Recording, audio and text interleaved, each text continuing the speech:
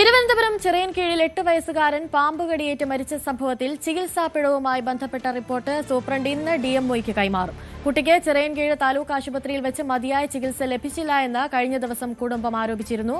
V Arun ചേരുന്നുണ്ട് കൂടുതൽ വിവരങ്ങളുമായി.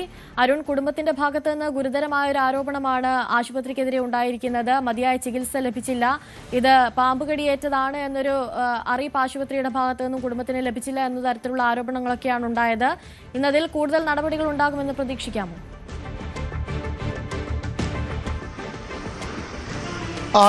റിപ്പോർട്ട് കൈമാറിയേക്കും. എന്താണ് പിഴവ്, ആരുടെ ഭാഗത്താണ്, ഈ പാമ്പ് കടിച്ചു എന്ന കാര്യം ആശുപത്രി അധികൃതരെ അറിയിക്കാൻ ഏതെങ്കിലും തരത്തിൽ കുടുംബത്തിന് കഴിയാതെ പോയതാണോ, അല്ലെങ്കിൽ പാമ്പ് കടിയേറ്റിട്ടും ഏതാണ്ട് എല്ലാ താലൂക്ക് ആശുപത്രികളിലും ഇപ്പോൾ ഈ ആന്റിവെനം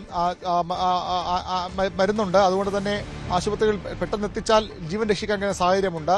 പക്ഷേ എന്തുകൊണ്ട് ഈ കുട്ടിയെ അങ്ങനെ രക്ഷിക്കാൻ കഴിയില്ല? അത് വീട്ടുകാരുടെ അവരുടെ അറിവുകേട് കൊണ്ടാണോ, അല്ലെങ്കിൽ അവർ ആ രീതിയിൽ ആശുപത്രിയിൽ അറിയിക്കാത്തത് കൊണ്ടാണോ, അല്ലെങ്കിൽ അവർ ആരോപിക്കുന്ന ആശുപത്രിക്കെതിരെയാണ് കൃത്യമായി പറഞ്ഞിട്ടും അവിടെ മതിയായ ചികിത്സ ലഭിച്ചില്ല എന്നുള്ളതാണ്. ഇന്ന് ഡിഎംഒ ഈ വിഷയത്തിൽ സൂപ്രണ്ട് ഡിഎംഒക്ക് റിപ്പോർട്ട് കൈമാറും. ആശുപത്രിയുടെ ഭാഗത്താണ് വീഴ്ചയെങ്കിൽ നടപടി ഉണ്ടാകാനുള്ള സാധ്യതയുണ്ട്. ചികിത്സാ പിഴവല്ല എന്നൊരു പ്രാഥമിക വിലയിരുത്തലും വിശദീകരണവുമാണ് ആശുപത്രി അധികൃതരും ആരോഗ്യവകുപ്പും നൽകുന്നത്.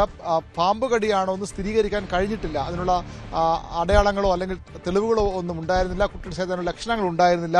അതുകൊണ്ടാണ് മെഡിക്കൽ കോളേജിൽ റഫർ. എന്തുകൊണ്ട് എന്ത് അസുഖം എന്ന കാര്യത്തിൽ ആ സമയത്ത് തിരിച്ചറിയാൻ കഴിഞ്ഞിരുന്നില്ല. കുട്ടിയെ പാമ്പ് കടിച്ചു എന്ന് തിരിച്ചറിയാൻ കഴിഞ്ഞില്ല. അതുകൊണ്ടാണ് മെഡിക്കൽ കോളേജിലേക്ക് റഫർ ചെയ്തെന്നാണ് ആശുപത്രി അധികൃതർ വിശദീകരിച്ചത്.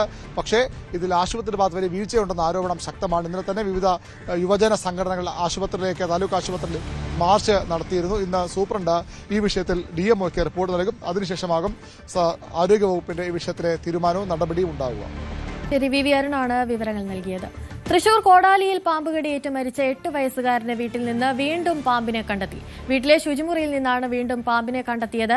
ഇതോടെ വീട്ടിൽ നിന്ന് കണ്ടെത്തിയ പാമ്പുകളുടെ എണ്ണം 5ആയി. ശുചിമുറിയുടെ തറയും പുറത്തേക്ക് വെള്ളം പോകുന്ന പൈപ്പും പൊളിച്ച് പരിശോധിച്ചു.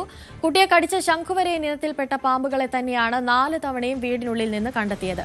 വീടിന് ചുറ്റും വനംവകുപ്പ് ഉദ്യോഗസ്ഥർ തീയിട്ടിരുന്നു. ആൽജോയുടെ വീട്ടിൽ രണ്ടാമതും പാമ്പിനെ കണ്ടെത്തിയ സാഹചര്യത്തിലായിരുന്നു അത്.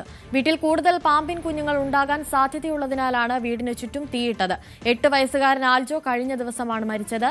ഗുരുതരാവസ്ഥയിലായിരുന്ന സഹോദരന്റെ ആരോഗ്യസ്ഥിതി മെച്ചപ്പെട്ടിട്ടുണ്ട്.